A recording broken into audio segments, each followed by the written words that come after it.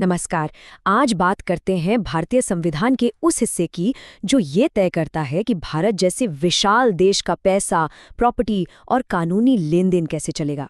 मतलब ये देश की पूरी फाइनेंशियल मशीनरी की बुनियाद है। तो कभी सोचा है कि भारत जैसा इतना बड़ा देश जिसमें केंद्र है, इतने सारे राज्य हैं, ये सब अपना पैसा, प्रॉपर्टी, कॉन्ट्रैक्ट्स ये सब बिना किसी गड़बड़ी के मैनेज कैसे करते हैं? इसका जवाब हमें मिलता है संविधान के पार्ट 12 में।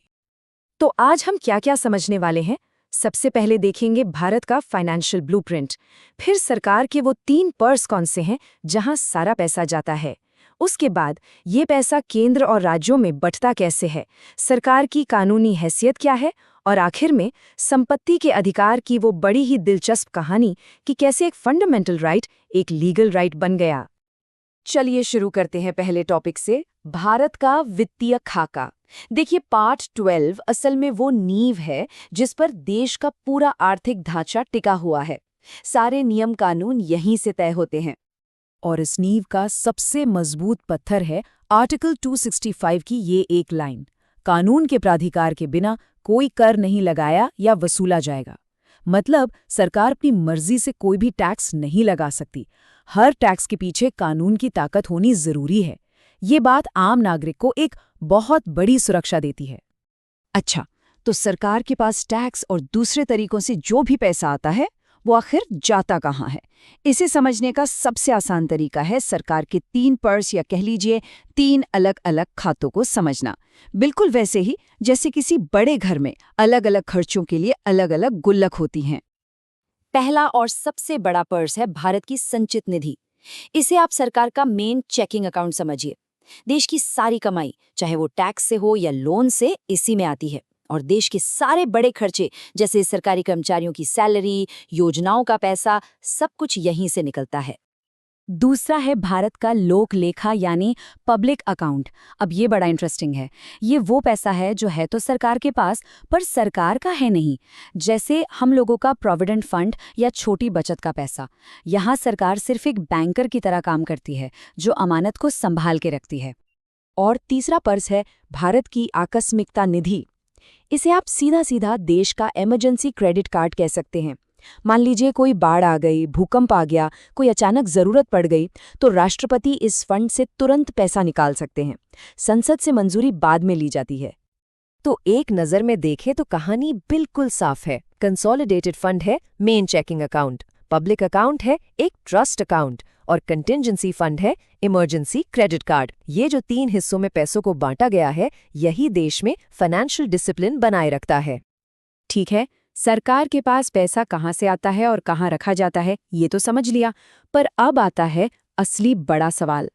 इतने बड़े देश में केंद्र और राज्यों के बीच पैसों का ये बंटवारा होता कैसे है? यहीं पर आता है फिस्कल फेडरलिज्म का कॉन्सेप्ट, जो हमारे संविधान के सबसे जरूरी बैलेंसिंग एक्ट्स में से एक है। इस चार्ट को देखिए। इनकम टैक्स और जीएसटी जैसे जो बड़े बड़े टैक्स हैं, उन्हें इकट्ठा तो केंद्र सरकार करती है, लेकिन संविधान कहता है कि आपको इसका एक हिस्सा राज्यों के साथ बांटना ही पड़ेगा। ये जबरदस्ती है, कोई मेहरबानी नहीं। और यही है कोऑपरेटिव फेडरलिज्म की असली मिसाल। तो ये बंटवारा हो कैसे? क्या हर साल झगड़े होते हैं? नहीं, इसके लिए एक सिस्टम बनाया गया है, और उस सिस्टम का एक मैजिक नंबर है 5 साल। हर 5 साल में बनाया जाता है वित्त आयोग यानी फाइनेंस कमीशन। इसे आप एक निष्पक्ष अंपायर समझिए। ये एक्सपर्ट्स की एक बॉडी होती है जो राष्ट्रपति को बताती है कि देश की कुल कमाई में से राज्यों को कितना हिस्सा मिलना चाहिए, कैसे मिलना चाहिए और क्यों मिलना चाहिए। चलिए, पैसों के बंटवारे से आगे बढ़ते हैं। अब बात करते हैं कि सरकार खुद एक कानूनी शख्स की तरह कैसे काम करती है। मतलब सरकार भी प्रॉपर्टी खरीद सकती है, कॉन्ट्रैक्ट कर सकती है, और हाँ, सरकार पर केस भी किया जा सकता है। लेकिन जब बात उधार लेने पर आती है तो केंद्र और राज्यों की शक्तियों में जमीन आसमान का फर्क है। केंद्र सरकार भारत की संचित निधि की गारंटी पर देश के अंदर या बाहर कहीं से भी उधार ले सकती है। उसकी शक्ति अनलिमिटेड है।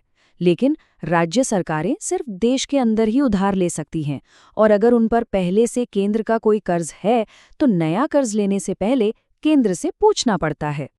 तो सार ये है कि संविधान सरकार को एक लीगल एंटिटी बनाता है।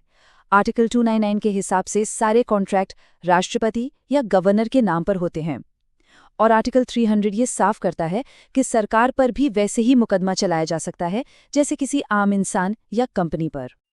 अब आते हैं हमारी आज की चर्चा के सबसे दिलचस्प हिस्से पर, एक ऐसी कहानी जो दिखाती है कि हमारा संविधान कोई पत्थर की लकीर नहीं बल्कि एक जिंदा दस्तावेज है जो वक्त के साथ बदलता है। ये कहानी है संपत्ति के अधिकार की। ये कहानी 1978 में एक बहुत बड़ा मोड़ लेती है। देखिए, 1978 से पहले संपत्ति का अधिकार एक मौलिक अधिकार था, एक फंडामेंटल राइट। मतलब सरकार के लिए किसी की जमीन लेना बहुत बहुत मुश्किल था। लेकिन फिर आया 44वां संविधान संशोधन। इसने इसकी पूरी हैसियत ही बदल दी और अब ये आर्टिकल 300A के तहत सिर्फ एक संवैधानिक या कानूनी अधिकार रह गया। तो इसका मतलब क्या हुआ? क्या सरकार अब किसी की भी प्रॉपर्टी छीन सकती है? नहीं। आर्टिकल 300A की ये लाइन बहुत पावरफुल है। ये कहती है कि कानून के प्राधिकार के बिना किसी को उसकी संपत्ति से वंचित नहीं किया जाएगा।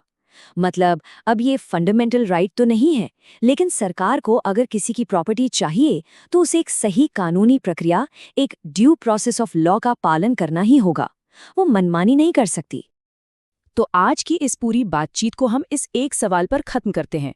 अगर ये सारे वित्तीय नियम कायदे ही देश की नींव हैं, तो इनकी मजबूती या कमजोरी का असर देश के बड़े बड़े इंफ्रास्ट्रक्चर प्रोजेक्ट से लेकर एक आम इंसान के छोटे से छोटे अधिकारों तक हर चीज पर कैसे पड़ता है? इस बारे में जरूर सोचिएगा।